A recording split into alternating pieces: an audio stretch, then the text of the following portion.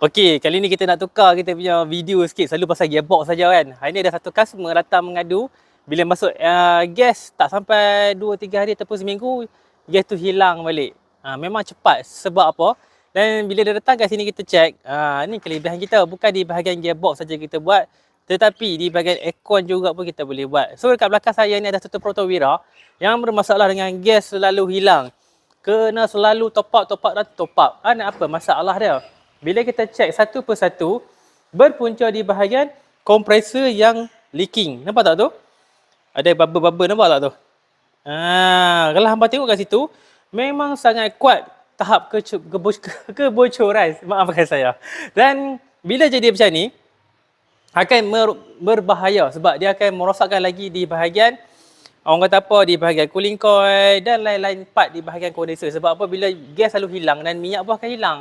Bila minyak hilang, akan jadinya sistem burn di bahagian sistem aircon. Itulah pentingnya penjagaan dan secara berkala hampa kena buat. So kalau kata hampa yang berada di area Pulau Pinang nak servis kereta, so minyak-minyak kita pun dah ready stock. Hampa nampak ni? Semua ready stock, bateri apa semua segala-galanya. So kalau kata hampa yang berada di area Pulau Pinang dan balik pulau nak cari tempat untuk servis dan maintenance kata hampa boleh cari kami di AYD Auto Service Pulau Pinang. Dan kalau kata nak bantu saya, tolong refer video-video saya. Terima kasih. Assalamualaikum.